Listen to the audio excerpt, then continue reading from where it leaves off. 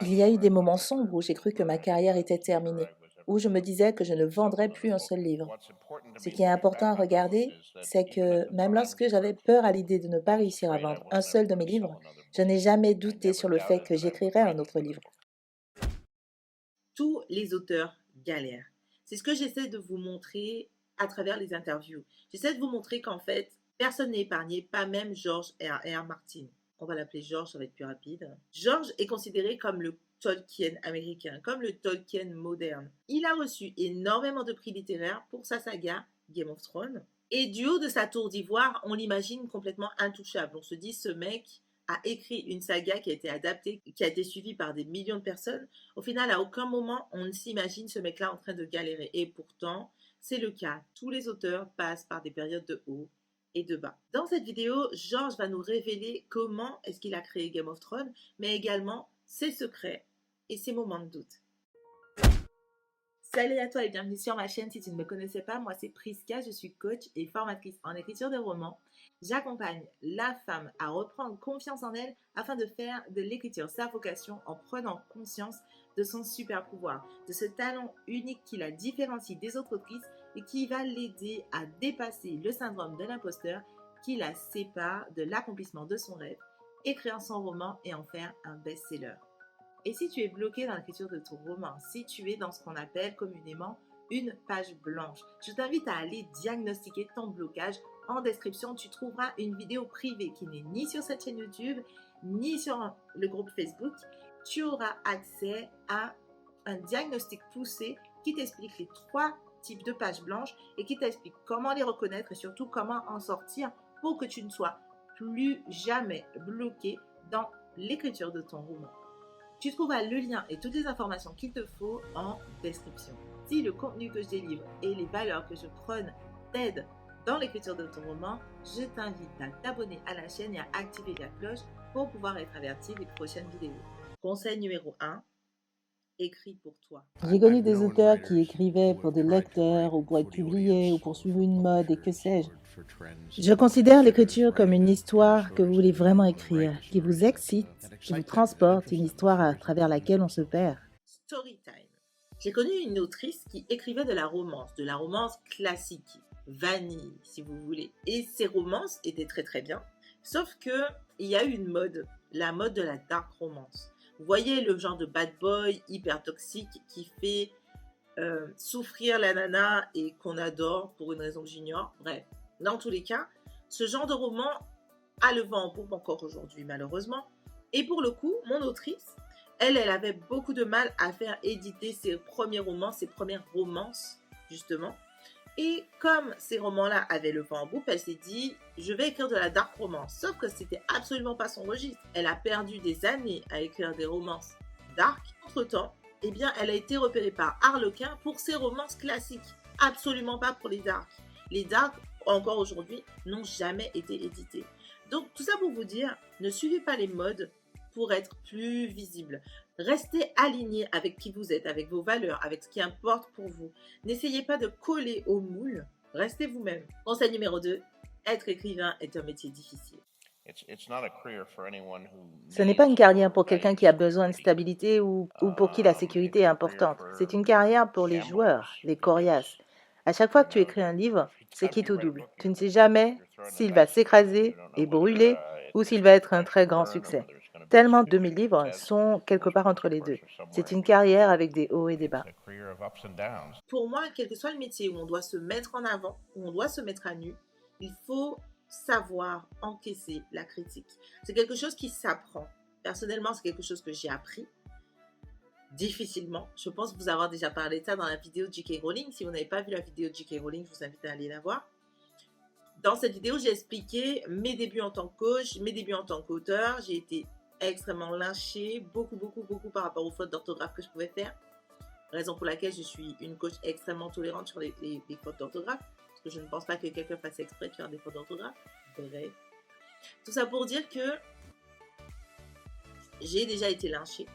Et je sais ce que c'est que d'être critiqué. Pour moi, c'est un métier où les extrêmes sont fatales. Par exemple, si je me la pète et que je pense que j'écris mieux que tout le monde, je peux me prendre un méga revers en me rendant compte qu'en fait, mes romans ne se vendent pas.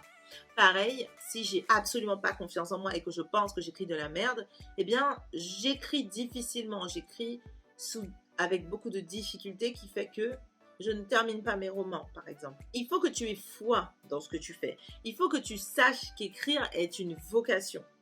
Si ça t'appelle, c'est que c'est ta vocation. On va faire un test tout simple. Est-ce que si je te dis t'as pas de talent, arrête d'écrire. À partir de là, aujourd'hui, t'arrêtes d'écrire. T'as pas assez de talent pour ça. Est-ce que tu penses que la seconde d'après, ou même demain matin, tu te réveilles et tu penses pas à tes personnages, ou tu penses pas à comment tu pourrais écrire ton chapitre, ou tu penses pas à comment ils vont évoluer? Si la réponse est oui et que tu as tout oublié, que tu auras tout oublié demain matin si je te dis t'as pas de talent, arrête d'écrire, eh bien, c'est pas ta vocation. C'est juste un truc que tu aimes bien faire. Par contre, si tu me dis que demain et jusqu'à la fin de ta vie, tes personnages seront dans ta tête et que tu seras frustré parce qu'au bout d'un moment, ça va te peser trop lourd et que tu ne pourras pas garder ça en toi, il faudra que tu l'écrives. Alors, désolé pour toi, hein, malheureusement, ça t'est tombé dessus, tout comme ça m'est tombé dessus. Tu es écrivain et il serait peut-être temps que tu prennes ta vocation au sérieux. Et je te l'ai déjà dit, si malgré mes vidéos YouTube, tu es toujours bloqué, va voir en description la vidéo privée qui va te permettre de diagnostiquer ta page blanche avec 3 types de pages blanches. Les 3 types de pages blanches que je répertorie, moi, auprès de tous mes élèves, y compris moi-même. Numéro 3, les romans parlent de crise. You have to take your characters and you have to put them through crises. Tu dois prendre ton personnage et le placer dans une crise. C'est ce que les romans et les histoires racontent. Ce n'est pas à propos du fait que le héros passe un super bon moment. Des choses doivent se passer pour que le personnage se demande. Il faut que le personnage puisse se demander qui il est, quelle place il tient dans ce monde, ses motivations pour les dépasser lors du moment de rupture, leur moment de peur, de terreur et toutes ces choses. Les romans ne sont pas là pour parler de tout et de rien, de ceci et de cela. Je vous l'ai déjà dit auparavant, dans la vidéo par exemple de... Moi je dis Anne Rice, ce n'est pas Anne Rice. De Margaret Atwood, celle qui a écrit Les Servantes écarlates, elle le dit aussi, les romans c'est pas ceci ou cela. L'objectif du personnage sera d'aller résoudre un problème, d'aller remettre en ordre quelque chose. Il faut qu'il y ait un déséquilibre. Alors s'il n'y a pas de déséquilibre, de quoi ça parle? Numéro 4. Les histoires ne parlent que de conflits humains. Le cœur humain est en conflit avec lui-même. C'est la seule chose que nous devons écrire. Je pense que c'est vrai et ça, quel que soit le genre. Si tu as un vrai personnage qui fait face à des problèmes de cœur humain en conflit avec lui-même, qu'importe il y a un château ou un vaisseau spatial, si tu as cela, alors tu as du pouvoir. Jamie a perdu sa main, la seule chose qui le définissait, et ça a été crucial pour avancer là où je voulais avec le personnage. Que fais-tu de toi-même lorsque tu perds ce qui te définit?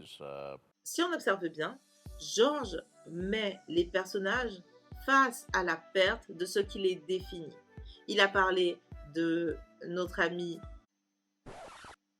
Comment il s'appelle déjà?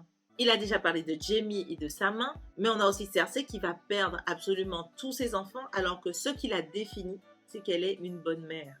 En leur faisant perdre ce qui les définit le plus, la valeur la plus forte, la chose qui... Quand on pense à Cersei, on pense à ses enfants. Quand on pense à que sais-je, à Daenerys, on pense à ses dragons. Quand on met un personnage face à la perte de ce qui le définit, qu'est-ce que ce personnage devient alors? C'est l'une des plus grandes pertes qu'on puisse avoir et pour le coup, n'importe qui sur Terre va se demander qu'est-ce qu'il va devenir sans cet élément-là. Comment est-ce qu'il va survivre à ça? Comment est-ce qu'il va encaisser le coup? C'est ça, pour moi, ce qu'on appelle la tension profonde. On peut avoir un petit peu de mystère, oui, bon, on ne sait pas encore qui sont les marcheurs blancs, nanani, nanana, ça nous tient sur combien de saisons, ok. Mais la tension profonde, c'est comment est-ce qu'il fait avec ça? Comment est-ce qu'il va survivre à ça? Pour moi, ça, c'est le vrai cœur de ce qui fait qu'une histoire fait la différence. Numéro 5, sois réaliste. Est-ce que tu aimes tuer tes personnages? Non, je n'aime pas ça. Je fais ce qui doit être fait. La mort fait partie de la vie et l'art doit refléter la vie. Si un auteur écrit à propos d'une guerre, j'aimerais qu'il soit réaliste.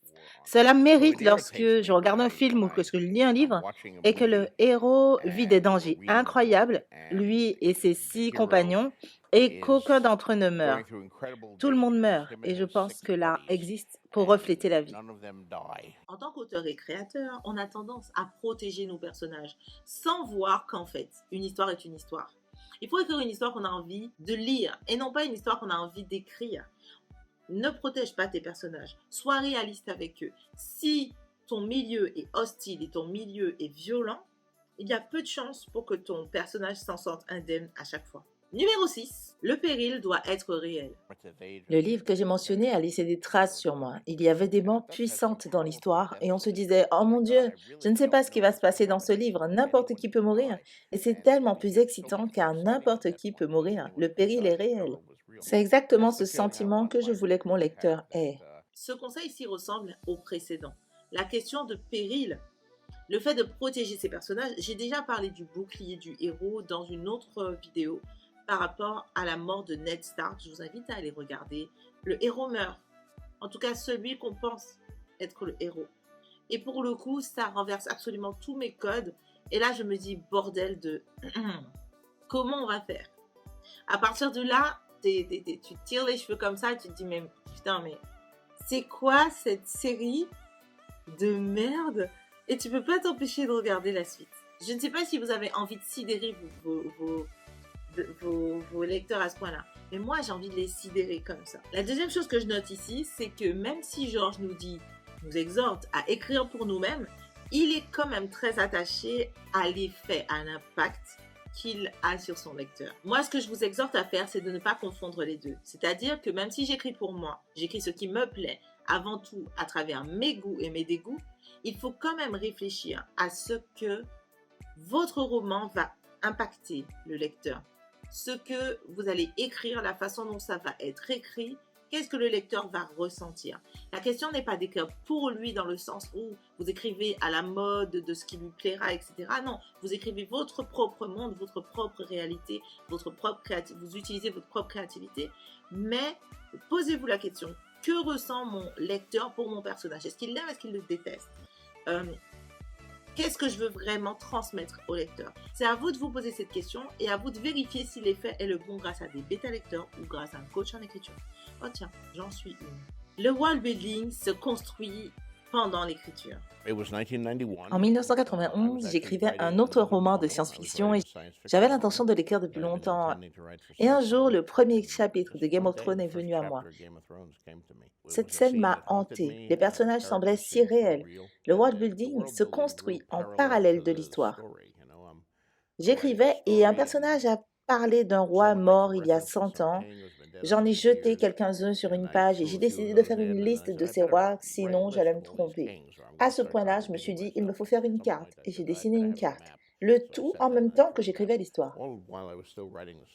En écriture, construire un élément permet de construire les autres. C'est des vases communicants. Si je construis un personnage, généralement, je construis l'intrigue en même temps. Et quand je construis l'intrigue, je commence à avoir des éléments sur mon personnage. Quand j'écris, j'ai des éléments sur absolument tout ce qui peut constituer mon monde. Pour écrire votre histoire, pour la structurer, il n'y a pas de bonne méthode.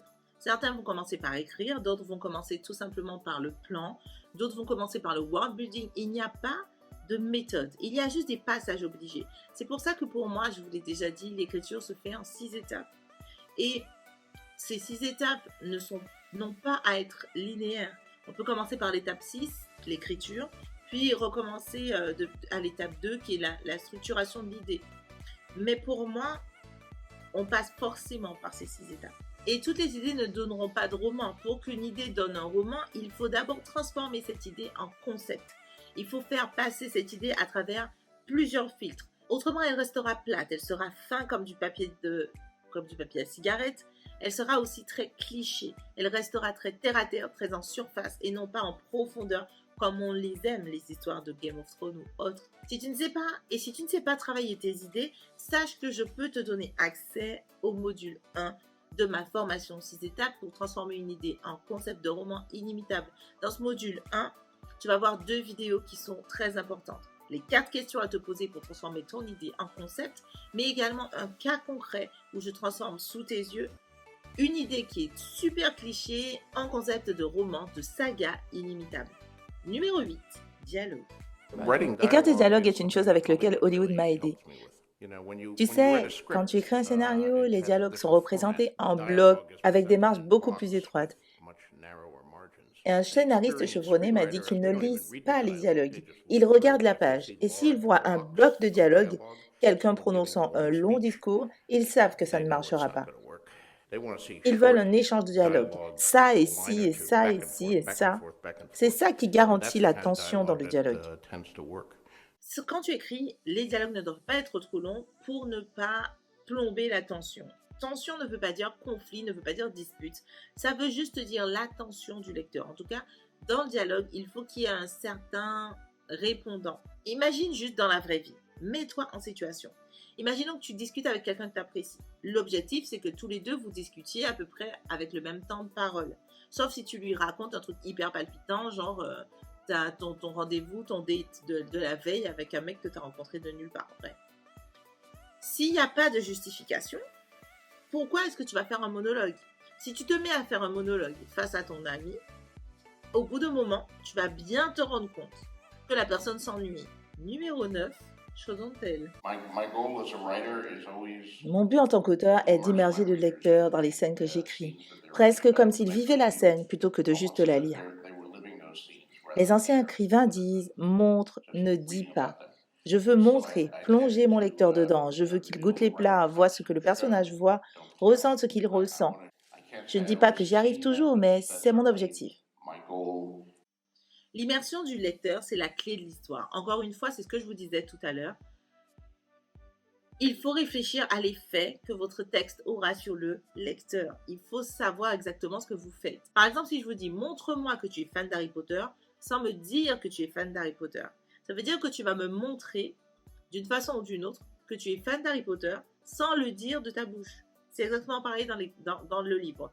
Par exemple, si on veut montrer qu'un personnage est fan d'Harry Potter, ne lui faites pas dire « Salut, je suis fan d'Harry Potter et je m'appelle Marie », que sais-je. Montrez-nous, faites-nous suivre ce personnage. Il va dans sa chambre, on se rend compte qu'il y a des posters, ou encore qu'il y a beaucoup d'objets qui font référence au monde d'Harry Potter.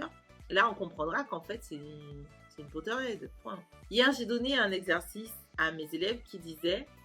Ah, j'ai oublié déjà. Oui, décris-moi une maison. Décris-moi la maison de tes rêves sans la décrire. Je vous mets au défi aujourd'hui, si vous avez la foi, de faire cet exercice et de me le dire en commentaire. Numéro 10, sache où tu vas. Ah oui et non, je sais où je vais, je sais où se termine l'histoire, je connais le sort des personnages principaux et leur évolution. Mais il y a un grand nombre de choses que tu découvres durant l'écriture, c'est ce qui est marrant dans le fait d'écrire. C'est ce que Tolkien... Georges est un jardinier, il ne fait pas de plan. Ça n'empêche pas qu'il sache exactement là où il va. Et ce n'est pas parce que c'est un auteur chevronné, c'est parce qu'il a appris à le faire. Si tu ne sais pas le faire. Personnellement, je suis jardinière et en tant qu'auteur jardinier, on a tendance à penser qu'on doit suivre le fil de l'eau. Même le fleuve sait où il va. Pourquoi toi, est-ce que tu ne sais pas? Ce qui nous mène au conseil numéro 11, qui pour moi est une continuité du conseil numéro 10. Sache qui tu es. Es-tu architecte ou jardinier?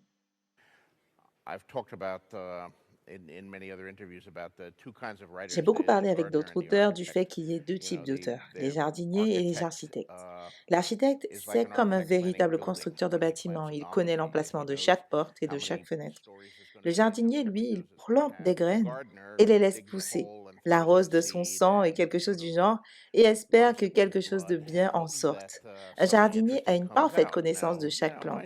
Il sait quand il plante une pomme de terre ou un géranium, il sait quelle feuille et quel fruit poussera, et il serait surprenant qu'en plantant du géranium, une pomme de terre sorte de terre. Je pense que chaque écrivain est un mélange des deux. Le pourcentage dépend de la personnalité de chacun.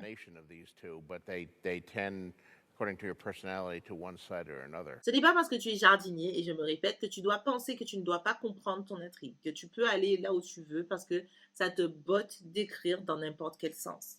Est-ce que tu penses que, en tant que jardinier, un agriculteur va venir mélanger toutes ses graines et planter au petit bonheur la chance en se disant « chouette, on verra à la récolte ce qui en sortira ». Ben non, il y a des saisons, donc il ne va pas planter des betteraves au beau milieu du mois de décembre, par exemple. Par contre, il peut penser à autre chose. Je ne sais pas quoi. Je ne crois pas qu'il puisse planter grand-chose en hiver. Qu'importe, tu m'auras compris, le jardinier, l'agriculteur, ne plante pas une graine au hasard. Il sait ce qu'il plante et du coup, il sait ce qu'il récolte. C'est la même chose en écriture. Je déteste faire des plans. Ça ne sert à rien pour moi parce que je ne vais pas le suivre. J'aurai trop de surprises, je vais bifurquer. Le truc, c'est que même si je n'écris pas de plan, je sais parfaitement où je vais. Et c'est ça que tu dois comprendre. Me dire, je vais écrire et je vais bien voir, c'est comme me dire, je rêve de partir à l'aventure, je vais prendre ma voiture et tu mets le GPS et là, tu mets pas de destination. Ça veut dire que tu vas te mettre à tourner en rond et tu auras toutes les chances non seulement de te perdre, mais en plus de tomber en panne d'essence. Et le pire dans tout ça, c'est que bien souvent, tu te rends compte qu'en fait, tu n'as pas fait plus de 2 kilomètres autour de ta maison. Parce que tu as tellement tourné en rond et découvert des chemins que tu n'avais jamais découverts, que pour toi, tu es loin, loin, alors qu'en fait, non, tu es juste à côté. Ne perds pas de temps. Et si tu ne sais pas le faire, si tu ne sais pas orienter ton écriture, si tu ne vois pas la fin de ton écriture, de ton roman du moins, si tu ne sais pas quelle direction tu vas prendre, si tu ne connais pas ton intrigue principale, parce que concrètement, c'est de ça qu'on est en train de parler. Quand Georges il dit tu ne peux pas planter un géranium et t'attendre à ce qu'une pomme de terre pousse. Là, pour le coup, si tu ne connais pas ton intrigue principale, tu risques de faire une pomme de terre pousser alors que tu as planté un géranium. L'objectif, c'est de comprendre ton intrigue principale, puis tes intrigues secondaires. Tes intrigues secondaires sont là en support de ton intrigue principale. Toutes les intrigues ne doivent pas être suivies, même si toutes les intrigues doivent être résolues. Mais il n'y en a qu'une seule qui lead les autres. Si tu bifurques sans t'en rendre compte, tu vas récolter des pommes de terre à la place des géraniums. Et là, on a un problème. En tout cas, voilà pour cette vidéo. J'espère qu'elle vous aura plu. J'espère qu'elle vous sera utile. Moi, j'ai bien aimé la tournée. Je vous avoue qu'on est en pleine nuit. Il est 1h32 du matin. Ça fait plaisir. En tout cas, si elle vous a plu, je vous invite à la liker, à la partager auprès de personnes que ça pourrait aider et à vous abonner si ce n'est pas encore fait. D'ailleurs, je ne crois pas vous avoir dit de vous abonner aujourd'hui. Abonnez-vous. Si ce type de vidéo vous plaît, sachez qu'il y en aura plein d'autres qui vont sortir. Surtout, j'aurai une belle série sur les méchants. Ça me plaît bien d'avoir une série sur les méchants. Donc, n'hésitez pas à aller voir cette série sur les méchants. Voilà. Et que dire? Pourquoi je vous dis ça? Mais non, elle n'est pas encore sortie. J'ai des problèmes. Je suis fatiguée. Il est 1h30 du matin, les gens. Ne me demandez pas trop de choses. Likez, partagez, abonnez-vous. Et je vous dis à très bientôt pour une autre vidéo.